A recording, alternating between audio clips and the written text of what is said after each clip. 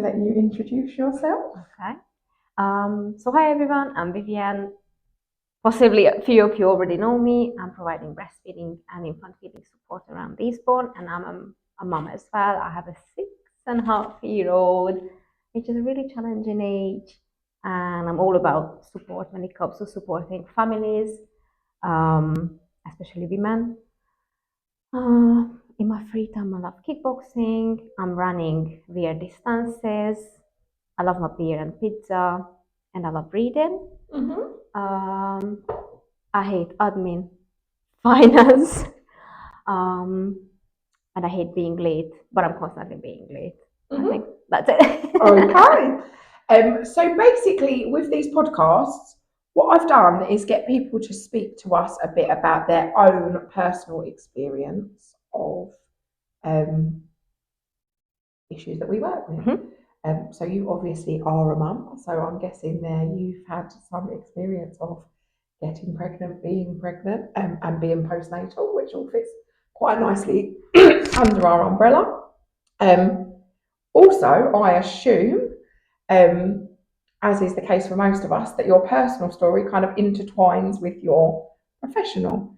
So I'm going to let you, if you're okay with it, kind of talk at me a bit about your experience and kind of how that mixes in with where you are now with Latch On.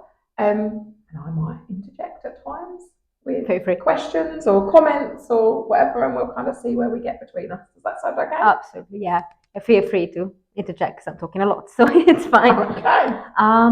So I had issues with both getting pregnant and with breastfeeding, which obviously formed my journey. So maybe tell us first about your issues getting pregnant. Yeah, so I never had regular periods. I started my periods when I was around like 12-ish, and they were like incredibly painful. So I immediately got prescribed the pill. Oh, okay. I was hoping that wasn't what you were going to tell me, but yes. And I used them quite a long time. But the problem was that I still get like kind of like mid spotting and lots of issues. So they raised the hormone levels. And by the age of 2022, I used the strongest one, and it was still not enough. So anytime when I stopped using the pill, like for the 7 days, what you had to, I get like incredibly painful periods. And then I was like, that's it. I gained a lot of weight. I had like weird hair everywhere, and I felt like really weird. So we discussed with my partner, who's my husband, that I should stop. So I stopped. Here comes trouble. Like my periods were all over the place again. I suffered really badly, so I couldn't work. I couldn't get out of bed when I had my periods. And the trickiest part that sometimes it came after 15 days, sometimes it came after 90 days. So you were never really prepared. What will wake you up in the morning or like during the daytime when I was in the office or at university. Usually I had to call the GP, so the GP came out and gave me injections because like I needed some instant painkiller and help with the contractions because they were so strong. Wow. Okay. Usually I fainted and I vomited, so that was really, really bad. And in the meantime, I started to gain more and more weight. So I was around like 45 kilograms, and by the end of that year, I was 62. So that was a huge gain compared to my original weight. And I get even more like facial hair, really bad acne. Like everything was like all over the place. So I continued a few years without the pill, but seemingly nothing happened. And then obviously we got older and we really wanted a child. But because my periods were not regular, that was not a thing. So I've seen a couple of specialists just discuss what we should do. And they instantly pushed me into IVF. They said like, well, you don't have like regular periods, here's some hormones, you can have an IVF. Okay. So I had a paper that I cannot fall pregnant naturally. And I did some Facebooking, like most people do, and I found a post about endocrinologists who started to talk about like insulin resistance, PCOS, and I was like, how about like booking an appointment with him? Because at that stage you had all of the symptoms of that. Yep. Pretty much, yeah. And I also had like that was a really weird symptom that I get really hungry like randomly. I started shaking. I started like kind of like shivering. Yeah, because of the sugar stuff, isn't it? And I get really dizzy. So sometimes when I was driving, I had to pull over to eat something because I was kind of like dangerous to be on the road, if it makes sense. So I suspected that I have it. But by this time, I started to do a diet and exercise like 5, 6 times per week, and I lost the weight. I quit smoking. So I was kind of like in a good shape. So everyone was like, "No, you don't have like insulin resistance because usually insulin resistance people are like bigger than you." And I'm like, "Okay." And I saw this man. He had like a really weird reputation. So there were like people who loved him. And for some reason, gynecologists and IVF specialists did not like him. It was like really weird. And I went and he gave me an enormous list of like a blood tests and stuff, what we have to do. And I did like, I had like a day 3 blood test, a day 21 and 27 then. And it came back that I have insulin resistance. Not the typical one, but what most people have who are like quite thin. That your blood sugar levels drop really rapidly. Like I had like really low blood sugar levels most of the day. That's why I was so aggy, like constantly shaking. Yeah, and because the hormones, it's something, blood sugar levels and hormone levels can kind of quite follow each other. Yep. From what I understand. I mean, I'm not in any way medically qualified, but I hear a lot of things like this, third party, hearsay, and it seems to be quite a pattern. Yeah. So basically what happens, insulin regulates all the sex-driven hormones. So your testosterone, progesterone, estrogen, everything basically flex up. And then it turns into PCOS. Turned out I have like lots of cysts in my ovaries. So that's why I wasn't regularly ovulating or have periods. Because sometimes basically those eggs just change their mind and they just turn into a cyst instead of like doing something regular. Okay. And on the top of everything, it turned out I have Hashimoto as well, which is like an autoimmune thyroid disorder. So basically, your thyroid glands are attacking kind of like themselves. So sometimes you have an over, sometimes you have an underactive thyroid. That's why I gained and lost weight. That's why I was so sleepy. Like I could sleep hours during the day. And he gave me some thyroid medication, like kind of like a synthetic hormone, a thyroxine hormone, just to keep it at bay. We discussed my diet. I had to continue exercising, and I got some metformin. After the first month, I had my ever first 20-day period. I was shocked, and I still remember, like I gained my questions to go back to him, and I asked my husband, like, "Do you have like any other questions?" Obviously, he's a medical professional, so I'm like, "Oh, hold on, he have like some great thoughts about this." I was like, "Yeah, can we have a try it now?" And I'm like, that's usually what women ask, from men. And I went and I see the doctor again. And he said, like, "Yeah, absolutely, go try, and you will see what happened if you get pregnant. This have like plan B, C, D, whatever." After 1 month of trying, I got pregnant. Oh wow! We are like, obviously we are really happy. But on the other hand, my husband's just like, "Oh, I could live a bit longer," with all these issues. And I got pregnant. Obviously, with the insulin resistance and the PCOS and the Hashimoto, you have to carefully follow up the pregnancy. You have to have like prescribed progesterone to keep your progesterone levels high to keep the baby. So there were like 12 weeks of constant showering progesterone all in my hose, if it makes sense, up, down, everywhere. Pessaries, yeah, I have experienced progesterone pessaries. They are disgusting, aren't they? It's more like the regularity.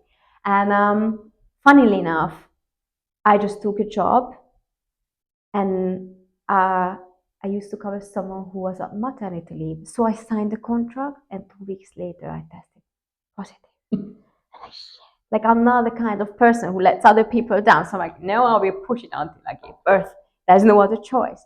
And yeah, one thing what I forgot, it turned out I have endometriosis. But they couldn't confirm it without the surgery. But because I fell pregnant, it got on hold. So yeah, like I had like 9 months of beautiful pregnancy. I did not have issues like I had some morning sickness, and I was huge. But otherwise, some back pain, some weeing issues, but I was all fine. So I would say like pregnancy was a really nice Experience time for you. of my life, and I gave birth exactly on my due date, which is quite weird because I went in uh, because in Hungary, if you have your due date, they want to check you out. And I went in, and the doctor said, like, how are you? And I'm all fine. It was shortly before Christmas. I do like the Christmas cookies and stuff. I was on my feet all day. And I was like, all right, I'm just checking you out. And he was like, you're not going anywhere. You're like 3 centimeters dilated. You are not going anywhere. Where is your husband? I'm like, oh, do you have your packet? I'm like, yeah, in the car. And he was like, you stay here in my room. And he went and fetched my husband. And 5 hours later, we have our daughter in my hands. So it was a really fast and straightforward delivery. She really knew what she wanted, and she's still the same. Like when she has something in her head, it has to happen. So that was quite a great journey. Yeah, that's a lovely first birth experience, isn't it? It's often not the story we're hearing. Yeah. The only thing that I had contractions because of the endometriosis and the pain. Well, I had my periods. I thought like it's kind of like a back pain. Mm-hmm. So I still rather say I'd rather give birth than have the endometriosis pain again, which I think now we have more awareness on endometriosis, but it's horrendous. Like I have no words to describe it still. But altogether, I was quite happy with my experience. I felt really lucky. We had some skin to skin. I couldn't breastfeed. So because I have some issues with my breast as well, so I have like tubular breast, which means kind of like I'm not saying underdeveloped breast, but it's more like likely that you don't have enough breast tissues, and it has like a funny shape, and I have like inverted nipples, so everything was against breast. But I really wanted to breastfeed, so the doctor tried to help me, but it did not happen. And I see lots of parents who are like, we couldn't breastfeed shortly after delivery. I mean, it's fine. It's fine. Like there's a lot of pressure. You just gave birth. Mm-hmm. It's enough if you have a skin. Obviously, the baby's latching on. That's beautiful. Go for it. But please don't stress it if it didn't happen. And it was shortly before Christmas. And back in Hungary, they merged two bigger neonatal units together. So where I gave birth, there was a lack of pediatricians. So you couldn't have your child until they check your baby out. So they took her away from me, and we've been separated. And safe to say that that was the most traumatic experience in my life. And I wasn't aware of the fact until I started to train as a breastfeeding supporter, mm-hmm. how much did it affect me. And it has a huge toll on kind of on my mental health and on my parenting choices. And I haven't had her for a day. I kept going into nursery, and I was like, "Can I have her?" Because I'm naturally quite white. Like I have a really fair skin tone. It's like, "Oh no, you're too white. Like you must be." So in Hungary, they separate you from the baby. The baby goes into a nursery. Not necessary, but because they don't have the pediatrician to check her out. That's why they were. Yeah, and it was so weird. Like I still remember I went in and there were lots of babies because basically everyone who gave birth after 6 o'clock, because they didn't have a pediatrician on the ward, they couldn't be checked out. So the babies were in the just taking the babies and putting them in a room somewhere else, basically, waiting for a pediatrician. Yeah. Wow. Yeah, and I gave birth 3 minutes past 6. So I was like, I couldn't say like if she came out like one push earlier because she came out with the first push, so I couldn't even blame her. But I see like lots of like small plastic cribs, and I instantly know which was mine, and I'm like, this is mind blowing, like you see like lots of identical covers, and you know which one is yours. And I still remember, like I took pictures of her, and I went back and I started to cry in the room, which I shared with 5 other postnatal mom. One of them had twins. So there were like 6 babies in the room already, and I was the last one in the room, and I couldn't have a baby. And it was horrendous. I heard them crying, and I feel like really low. And I keep going back, like, can I have her? And it's like, no, until someone checks her out. Bear in mind, she was born with like a 10% up gas. So what you would expect, she's healthy, but because of like insurance policies, possibly, I still don't know. Now I know it was my birthright to have her. So I could say like, screw you, edit it out if you have to. But like, no, I could have my child. But at this time, as a first time parent, I did not know this. I was contemplating, obviously, form a complaint or something, but it's quite hard in Hungary. And I was so absorbed with first time parenting that I never really go back. But I'm still blaming myself for it. So it was horrendous. And I got her then. I still don't know if they offered any formula or any sugary water or So how anything. long did they have her? Nearly a day.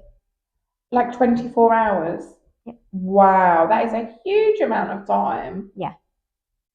And I guess they must have fed her something. Like if they're not, I don't know. if they haven't brought her back to you. Wow, what a thing to do. Yeah, and I No was not the only wonder one. that feels traumatizing and still haunts you. That's a long time. Your first baby, and you've actually had quite a lovely birth experience, Yeah. and you've had a bit of skin to skin. Yeah.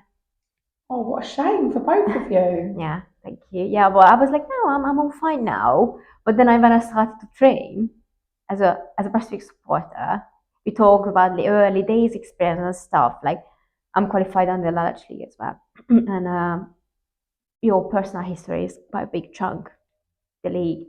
And I started to cry, and I'm like, okay, this is kind of like healing. But that was the exact moment when I realized, like, hold on, that's why I feel so crappy anytime when she goes to nursing. That's why I never left her with someone else. That's why I get Because anxious. you didn't get the choice the first time Yep. she left you. Yep. Yeah, no, Yeah. that's And totally understandable. yeah, it took me like 4 years, don't get me wrong, 3, to acknowledge the fact that moment. That really hurt you both, and that dismissing the way that you feel about it and just getting on with your life is not the same as processing and getting through it. Yeah. Yeah, so I'm actively working on it still because she's quite an independent child. So she's like, yeah, like she goes to bed by herself, and I'm like, can I have her, please? Well, adversity builds resilience. We know that, so it actually isn't always bad for us.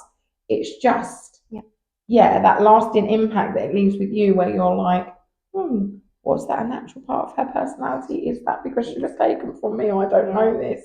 Yeah, but I think she's all right. Here, who has to heal is still me, because she's quite headstrong and she knows what she wants. And we obviously co-slept, and I'm kind of like pro-gender and attachment parenting, so I try to heal these gaps. But for me, I think it took more time to just realize what happened. Yeah, absolutely. I mean, clearly on some kind of whatever biological, instinctual level or whatever, you've taken the steps necessary to heal that, like for her and your relationship, because the co-sleeping and all of those things, I mean, they're firm attachment parenting choices, aren't they? And we know, don't we? We know from all the Romanian orphans, was it, that they did all that kind of experimentation on?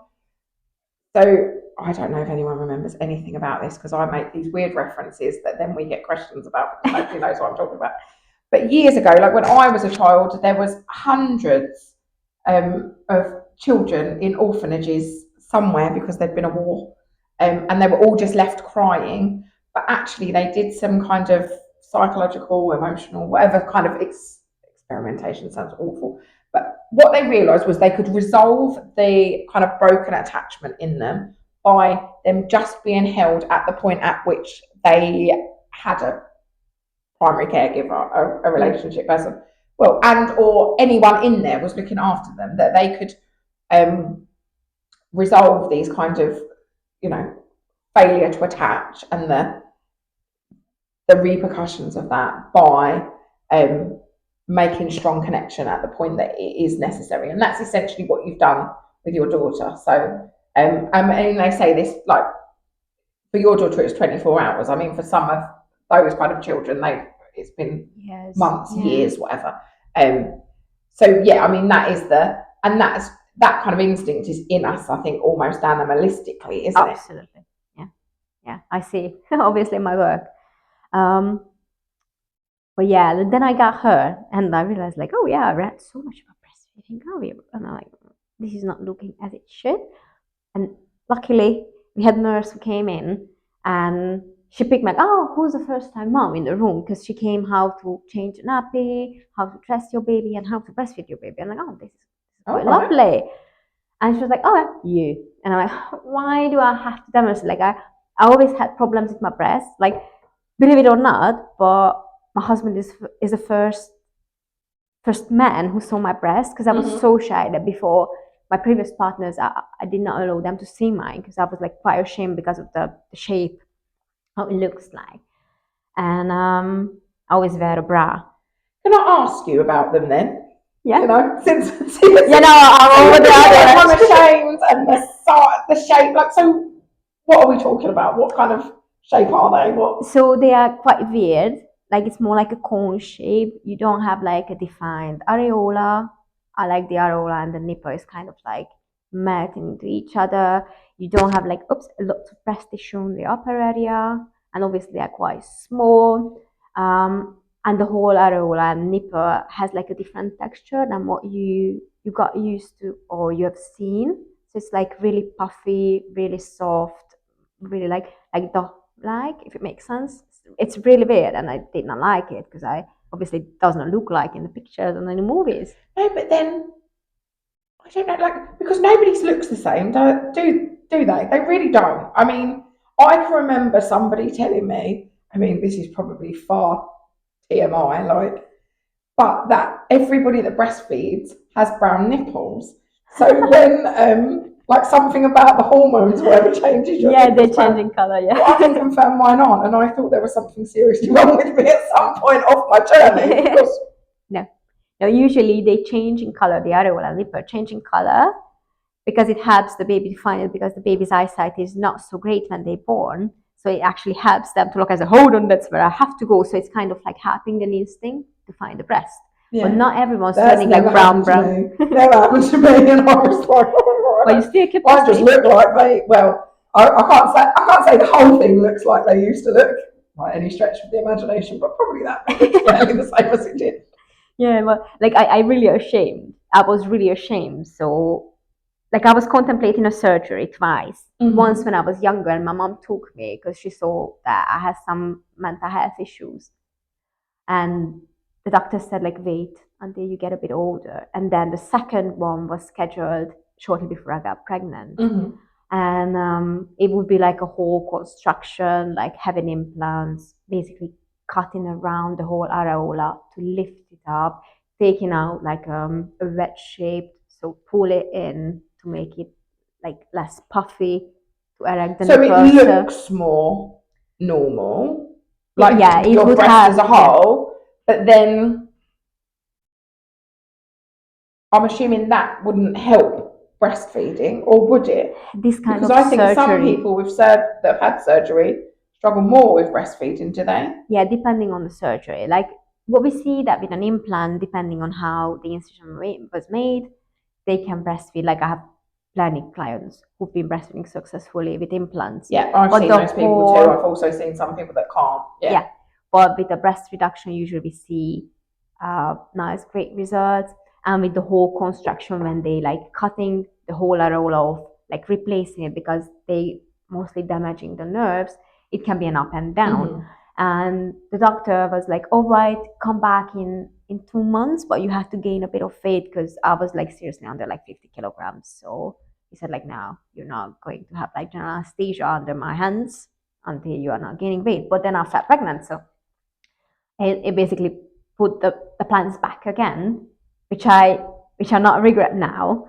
But yeah, I was there holding an infant. The nurse said like, "All right, the nurse making a show of you, yeah, cool." Like this is like my first nightmare. I'm feeling like in high school again, and I just like she actually like lift up my top or pull down my nightie. I can't recall what I was wearing. And she's like, "Oh no, you can't breastfeed with these, most lovely." And I'm like, "Oh, cool." Shit. She didn't. Oh, I'm shocked because, well, I don't know why I'm shocked, to be fair, but yeah, wow, that's not kind. No, like the whole way how she said it, and she just like kind of like pinched my nipple, which was incredibly painful. And she was like we tried to just like move it, but no, you can't. You need nipple shears. And I'm like, okay, let me know which size, where, but I want to breastfeed. And then they were run out of nipple shears in the hospital. So that was like another shop in another department of the hospital. Because in Hungary, it's not like a big hospital, but like smaller ones around the same area, if it makes sense. More like smaller clinics. Yeah. And that was another shop. So my husband went and found one sheet for me. So I just put it on. Well, at least it's in her mouth, I mean. And that was a mom. It was her third child, what she gave birth. She was just like the opposite back to me. And she came over like, no, it's not like it's not as deep as it should be. And she positioned my baby a bit more, like I was trying to sideline. And oh my god, the pain. The first time. I was like, how people are managing, how we're not extinct yet. Like, but I was like, this is shit. Look at her give birth again. And then when she was like, but now at least you can see she's swallowing. And then when she stopped feeding, she was on the poop constantly in the second day of, like, you possibly heard about the second night syndrome. And I don't know that I've ever heard, but I have had 2 babies and they have fed a lot. Yeah. And it was my second day. So basically when I had her, that was my second day when I had her first. And she was on the breast. But when she released it, I saw some kind of like milk costume in the sheet. I'm like, oh, this is working. Cool. So we got home on day 3. I kept continuing breastfeeding. I ended up with like really great nipples through the nipple sheet as well, because it was kind of like a hit and miss. So your nipples were inverted. Are they still? Did they remain inverted? No.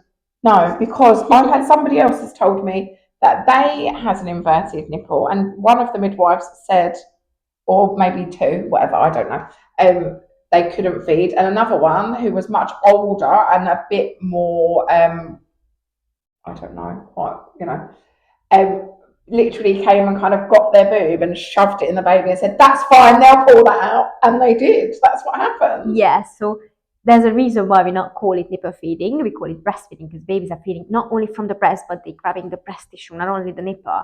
And we have like different kind of nipples. One is like a truly inverted, no matter what happens, it won't come out.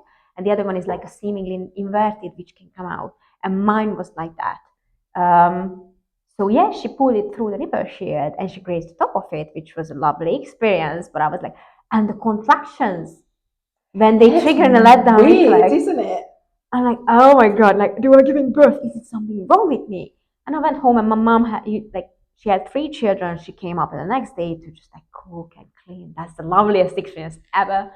And she was like, no, it's all normal if you feel this. And well, because it's to knit all this back together, isn't it? Like it is exactly as nature intended it. It just is maybe like, I feel like there's so much preparation for us in all those things, like in the way our society is constructed, but not in any way about anything that we actually need or need to know. So like I felt like new motherhood was like shock after shock after shock. Like really silly things that just I felt like nobody had told me, and I could have very, very easily been prepared for. Do you know what I mean? Yeah. Usually, what happens is that the oxytocin, which helps your letdown reflex, so your milk can be removed from your breast, is the same kind of oxytocin. What causes the contractions? It's a really clever way from your body to how to shrink the uterus. Or you can also experience like heavier bleeding when you're breastfeeding for the same reason. Constant need to pee or poo, yeah. Yep. Yeah, same. Absolutely, especially after a C-section when everything is a bit like upside down there. Because they cut through like several layers, so it can affect nerves and stuff. But yeah, I was there like breastfeeding. My mom was a breastfeeding peer supporter. Oh, okay. So it's almost like an inherited trait. Yeah, but she was kind of like the old-fashioned one with the 3 o'clock feedings and stuff, which did not. Oh, tell me, like you mean like the kind of 50s parenting where they used to leave 4 hours in between everything and park them outside in the pram or whatever? Yeah, she's like, well, like every 3 hours we have like on the other side she was like, we have to wake her up every 3 hours if she's sleeping. It's interesting, isn't it? Because like rule number 1, as far as I would be concerned, is never wake a sleeping baby. Yeah, depending on the weight gain. Yeah, but in the early days when they jaundice, we tend to say like maybe it's better to wake her up especially if you had like a traumatic or prolonged birth. I mean, of course, I haven't personally dealt with any of those things. Then in this case, we're like, I'd rather wake up a baby in the early days to establish breastfeeding than bring it back from the death. If it makes no sense. But she was like, yeah, like every 3 hours. And she was like literally like proper boob barnacle, feed one side, other side, both. That was it. And everyone was wanting to hold So the you're baby. feeding both sides every time? Yeah. Oh wow. Yeah, like I have small breast capacity, so I kind of like half expect that I have to feed from both sides. Oh yeah, but that's her instruction for everybody. She just following the same rules for everybody all the time. No, I don't know because I haven't seen her what she's doing. To be fair, she kind of did the training and she had a few parents where she lives, but I live far away from her, so I never really saw what she's doing.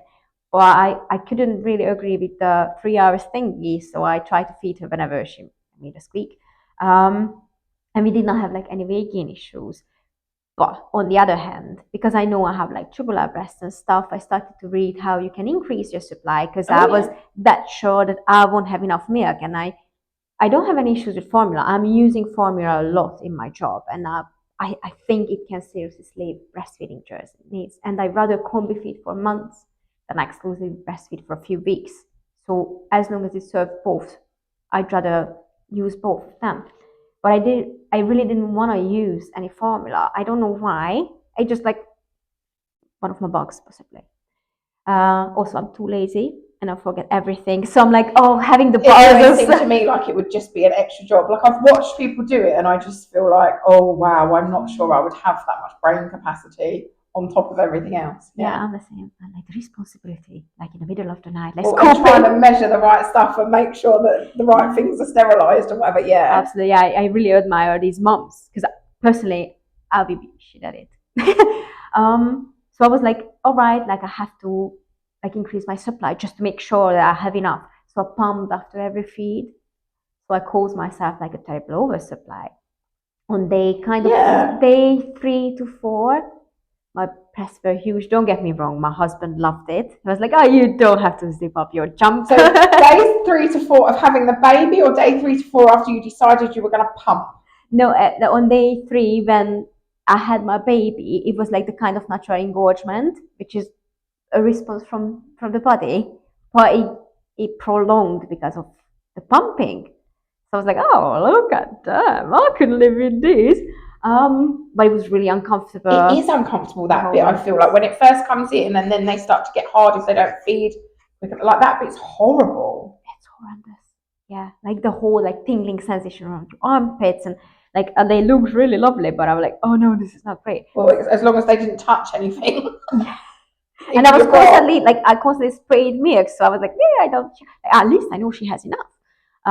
But I started to fill up my freezer. I built up like a serious freezer stash. After 3 days? No, after like weeks. Oh my goodness! I was like, oh my goodness! If you've been doing that for 3 days, and it was that's a lot. I pumped for 12 weeks, at least every 3 hours, including night. Wow! As well as feeding. Yeah, that is some. But it's stupid. It's stupid. Don't do it. Am I right in thinking like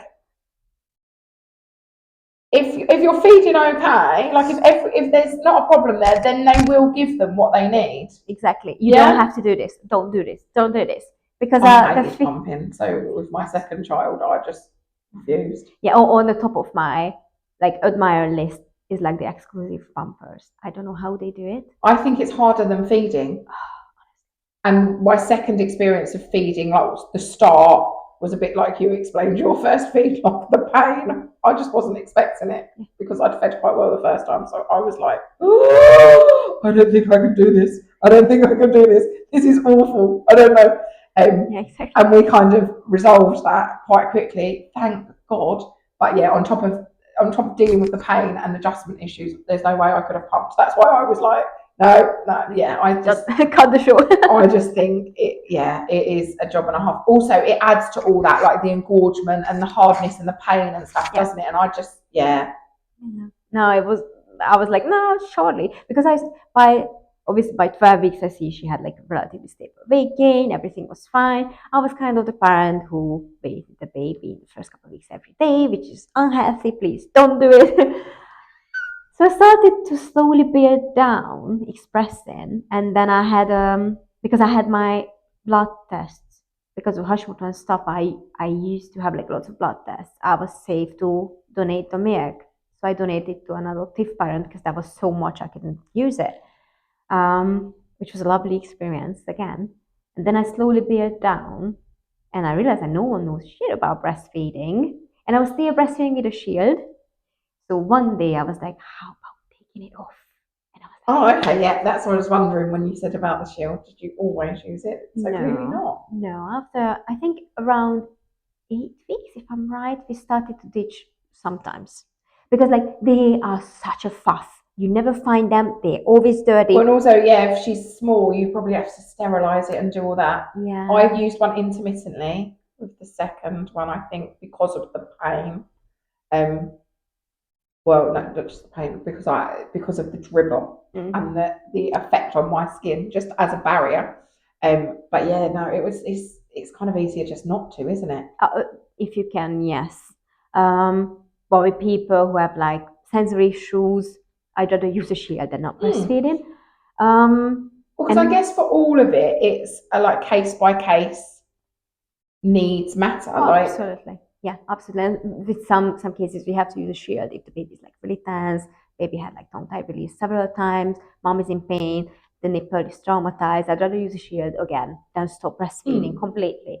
And yeah, I said like I give all the money in the world for someone who invents nipple shields which are glow in the dark. I could never find them. Oh, do you know what? That would be such a good idea because you have that's not nappies. What am I talking about? Dummies that glow in the dark, don't you? Yeah. And I was so it can't be a world away from that, can it? Yeah. I was like, no, I'm still like, whoever has enough money to invest, please reach out. We can do it together. And I was like, you could have a little logo. Just glowing in the dark. Hello. Yeah. But like, honestly, I never found them. So we bought a couple of pairs because they were all around the house. Because by this time, I was feeding whenever I wanted to. And I was like, oh, we can ditch it. My nipples were still bent back after every feeding, so I still did not have them. Okay. So anytime when we finished, I went back. That was a hole instead of my nipple. And that's how I learned that nipples can be erected by babies, even inverted nipples. So what happens that the tissues which holding the nipple are so tense and so kind of strict, they pulls it back into the breast. But what can happen that these tissues are basically like tearing apart. So the I guess like stretching some other sort of muscle, or that makes sense, doesn't it? And again, this is not the loveliest experience of your life. So when I started feeding with a shield, it was like the first days again. So I kind of like took it slow. Once I offered, once not, and then one day I realized like we haven't used the nipple shield. I'm feeding with a shield. Yeah, it's cool. And then months passed. We did not have like any serious issues. I got really interested in breastfeeding because around us, I had a few friends who gave birth, and I see how they're struggling. And basically, they struggled because they didn't have the basic information of breastfeeding. Yeah, I feel like everybody needs somebody, don't they? Like, so I was quite lucky. Like, my sister had breastfed 3 children before I ever had any, and she was there the first time I had, like, just because I feel like that you don't, although you think you know, you don't actually know, do you? Like, just silly things like how to position the baby or where your boobs should actually be in relation to them, and different size boobs actually matter, different size shapes, nipples, whatever, like it all matters, doesn't it? So I feel like everybody kind of needs somebody to just go, oh, maybe, like a bit like you said, the lady opposite you when, oh no, you need to do it a bit more like that, it's not in deep enough or whatever. Because, yeah, I feel like some of the probably like real easy resolves could just be done. Absolutely. Like quite easily like that. Yeah, or like it's normal to cluster feeding. It's not. Well, I feel like we kind of have lost a lot, haven't we, by being quite an insular society. So, like, people don't look at each other's boobs and go, "Oh yeah, no, you're doing that a bit wrong."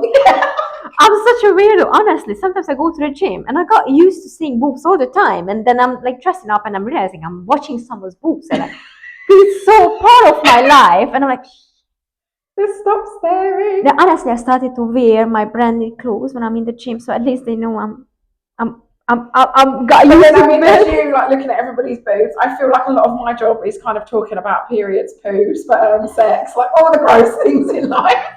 It's But fine. that's the way that babies are made, and like what's involved. You know what I mean? Yeah, I quite often impart random information to people when they tell me something. Get very odd looks.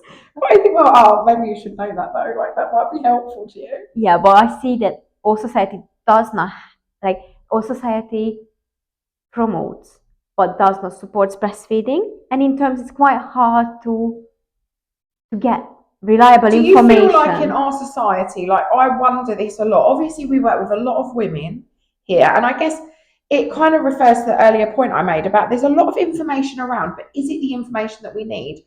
Like sometimes it feels a bit like when I hear it, and definitely to the people I'm speaking to, like as if it's all set up to make women feel like they should exactly know how to do this, and therefore they're failing. Yeah, that's what I see quite often. Like, oh no, breastfeeding is natural. Just because it's natural, it's But not easy. And so is having babies. Like, Oh yeah, getting pregnant's the easiest thing in the world. Oh no, it's not actually. When we see people that don't know anything about like their natural cycle, or do you know what I mean? Like in the same way that people don't really know about breastfeeding. And I feel like if we lived in a more collective society, that would be something just some old auntie, a friend, your mum, your whoever, the village, the neighbour would just tell you. Where sometimes that's a bit of what we're missing. So we have information freely available on like the internet, TV programs, videos, blogs, whatever it is. But sometimes like the dots aren't all joined up, or it's not specific enough to that person and their experience. Yeah, or it's absolutely wrong. Have you ever tried to ask ChatGPT about breastfeeding? Out of 5 times, 4 it's wrong. I have got to tell you, I have absolutely never used ChatGPT or any other AI. Like I am a techno idiot. Like I can't do social media. I kind of half forget to even look at it personally. I don't know how to use AI. Like I just know, like those things literally don't exist in my world. Like I feel like maybe I'm just slightly too old, like, or maybe just the right age, where it just missed me entirely. So, like when I started secondary school, we learned to type on typewriters. I didn't grow up in a world of social media and computers. Makes sense. I literally had to, like, when I went to university, we all had an email address and there was computer suites and stuff. But yeah, I think sometimes I'm a bit older than people think I am. Also, I think because technology's advanced really quickly, I think people don't realise how much that wasn't there. Like, so it's not second nature to me. But what I did do when I was struggling to get pregnant quite often is like Google or look on Facebook, and I can tell you that is a terrible idea. So I imagine it's the same about breastfeeding.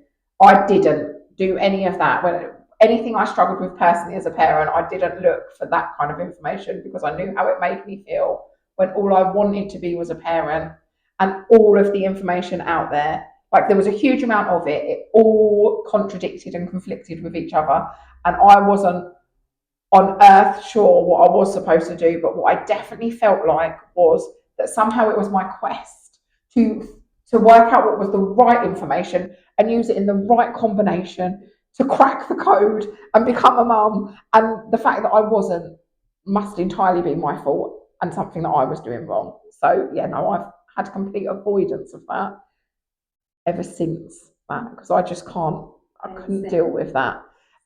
But yeah, I can remember being a member of a lot of fertility groups that were advocating for peeing in bleach and like, oh, I don't know. I don't like, when you're like, I don't know that it is new. I think it's some really old, like, who knows? But yeah, I mean, some of the information on the internet is crackpot. I get the desperation that makes people follow it. I absolutely do. Like nobody could ever come here and tell us anything that would make me think they were crazy. Like that would never happen. But yeah, I think the internet's a dangerous place. Absolutely, yeah, especially breastfeeding. Because breastfeeding rates are so low. Well, I think I don't.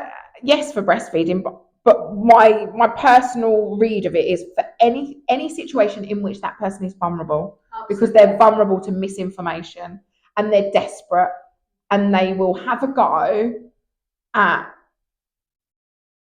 whatever somebody confidently is projecting as a reasonable solution. Do you see what I mean? Yeah, yeah, I see this. Yeah, me too. And parents are so vulnerable when it comes to like, yeah. People, maybe partners are supportive, the family is not supportive, they're like taking issues, they're so vulnerable. And actually, like, businesses are like preying on them. So they just want to make profit from them. Well, and that I think is really sad, where it's a profiteering enterprise. Like, there's not even any real desire to help the person. It is just like, come and buy this, and this will fix it. And then when it doesn't, like, actually, like, the backhanded message of that is, if this doesn't work for you, you are still a failure. And it's that, like, because they're the people that we're working with that are coming to us feeling like an absolute failure, because they're doing the best they can, which essentially is all any of us are and can do, and it's not working. But yeah, people preying on and profiteering from other people's kind of vulnerability and misery. Yeah, no, they don't get me started. But yeah, I see it quite often that parents are feeling that they are failing, and in reality, they are not failing. Society fails them because they're not giving the right tools, they're not giving the right information. And it comes because we are not having enough funding on breastfeeding support or educating healthcare providers about breastfeeding. And here we're quite lovely, like we are quite lucky because we have lovely support here. Well, and actually, like, kind of Eastbourne and East Sussex as an area, like, we have a lot of support. There's the likes of you and other breastfeeding support.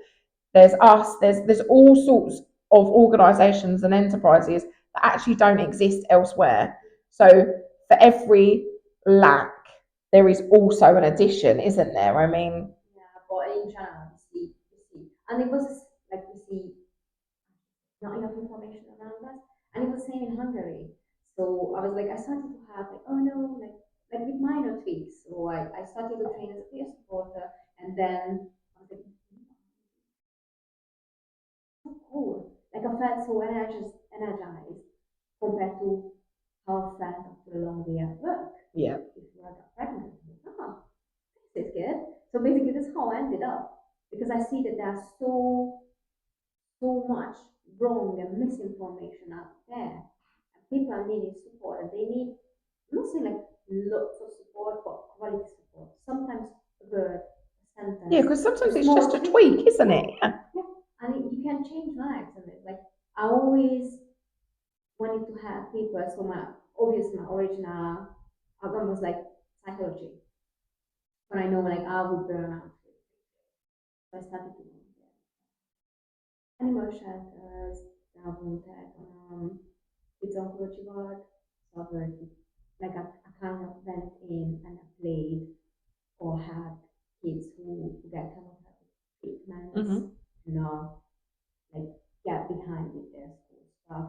So I always try to have people, but I'm quite sensitive on the other hand, so I take everything in and I can't really unload it.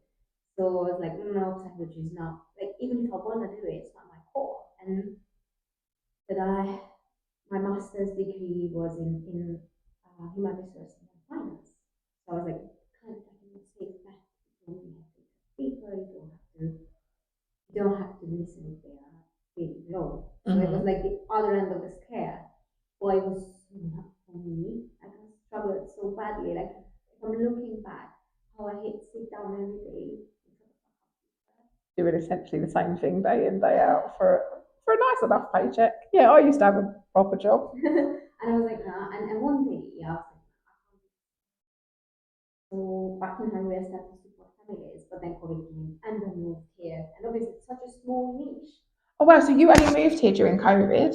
Yeah, we moved here in 2021. So after the first big after Brexit as well, so we needed Yeah, we visas. moved back here in 2021.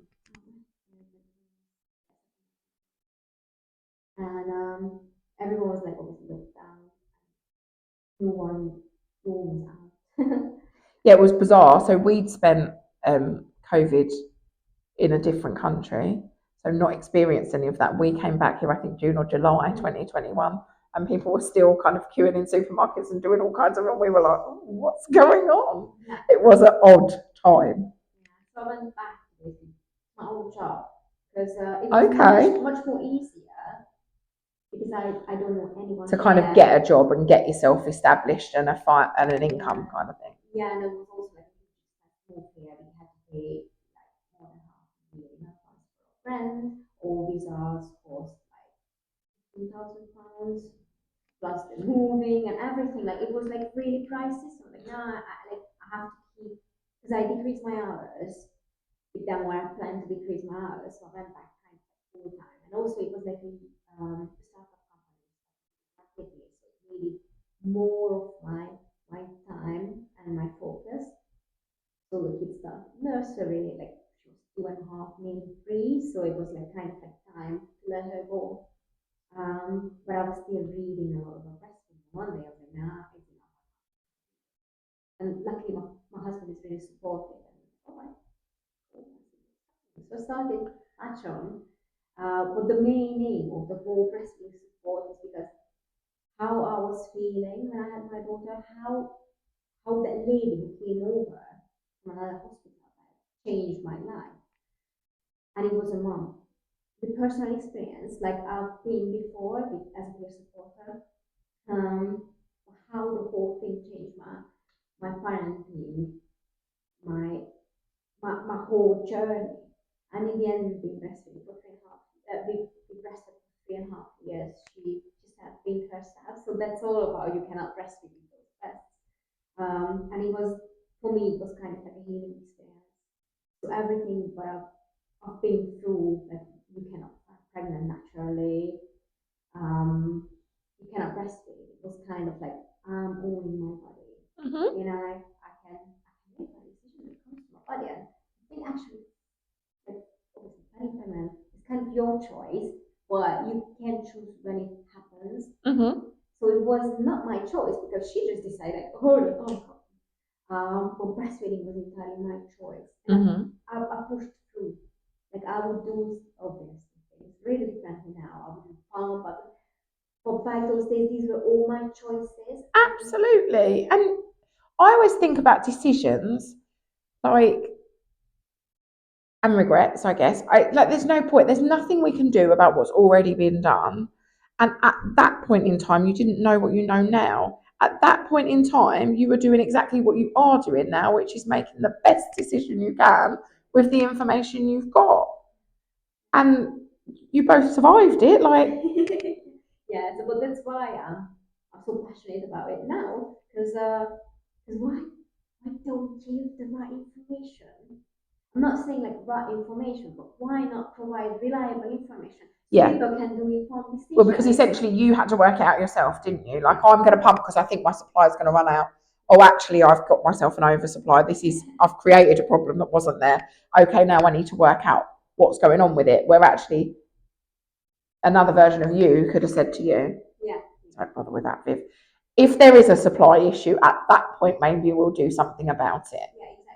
Well, it took me a couple of 100 hours of education to realize. But also, isn't it really understandable that you might think that your body would fail you at that point because you had experiential evidence that your body didn't do what you wanted it to do?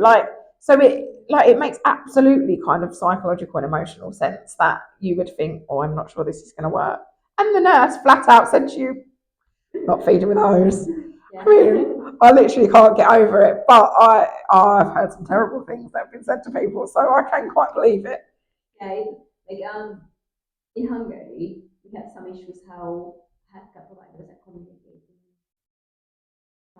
all the patients. In here, it's much more nicer. But in Hungary, we are like kind of yeah. Well, I also think here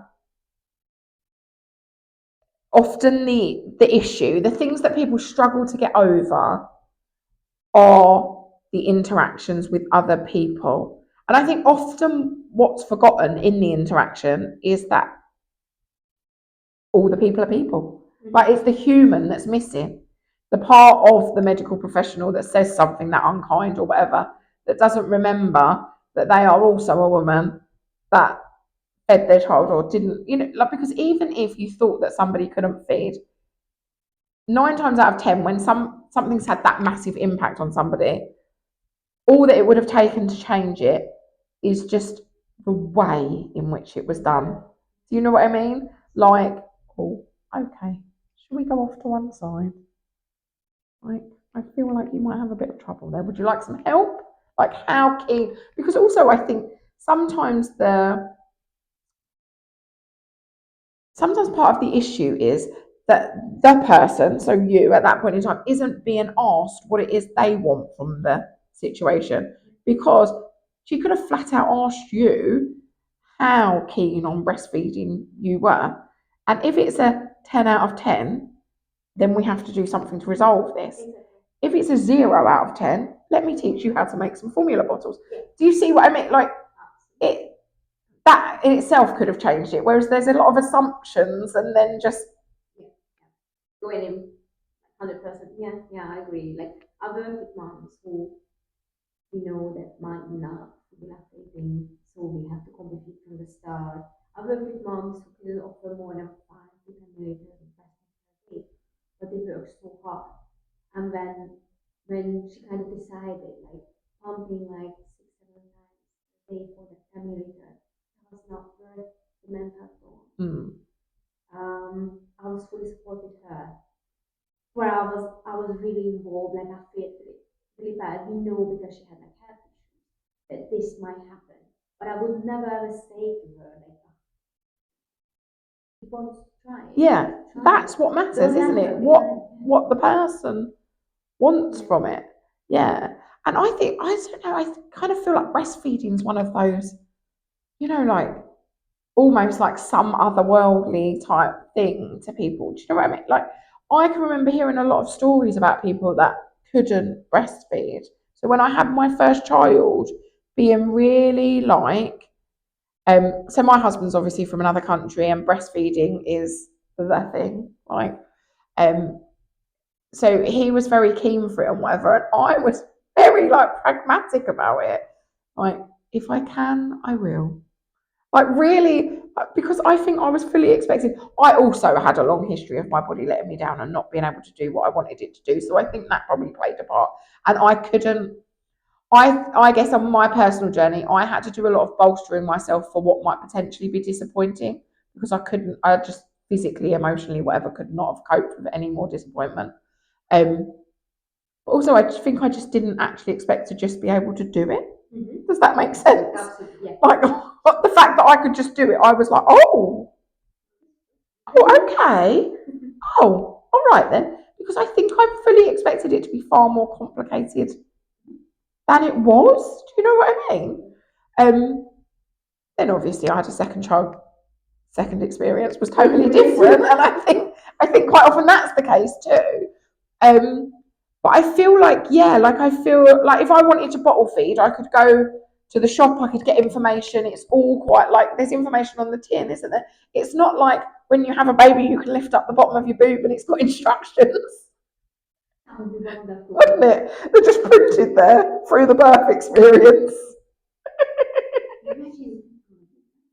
I like it. Maybe we should get those temporary transfers.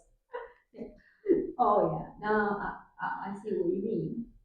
And yes, so I usually say that if you if you have a bad cough, you go to your GP. If you feel like your heart is not right, you see a cardiologist. If your child is ill, you see a child healthcare provider. If you have breastfeeding issues, go for a breastfeeding professional.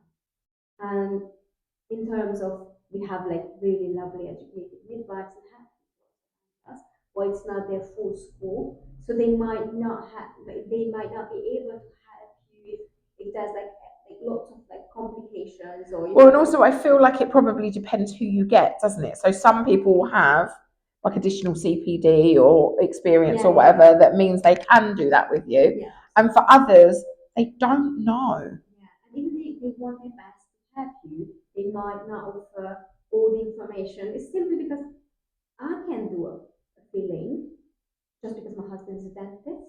Really? Yeah, he is.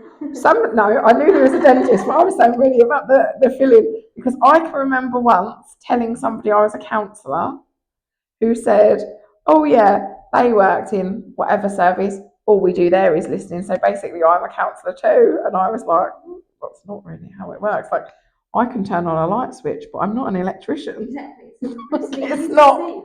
There's a reason why it became our profession, and it's not because breastfeeding is that hard. It's because we don't have the right information around us. So what I see, because of, obviously through Instagram and through the breastfeeding topic, that if mums are having some support, some information, if then they can go as long as they wish to breastfeed, and it can be their choice. But they need information. It's like you buy like I don't know a cupboard from IKEA and you don't have the assembly. Some of us can do it, but most of us don't. Yeah. Well, and the same, I guess. If you don't know how to do it, and there's other people in your house that have spent their lives assembling furniture, or you've had years of experience assembling furniture, you probably can do it. But if you're just there in the dark with this random bit of flat pack, you're probably just like, oh, I'll just stay flat packed. Yeah, exactly. No, absolutely. Yeah. That's what I say usually. Just because breastfeeding is natural, it does not easy. Just because you have legs, you can't run a marathon. Like you can, but you will hate me so much if I tell you now to run a marathon because you are not prepared. And I think this is really important when it comes to breastfeeding preparing. If parents would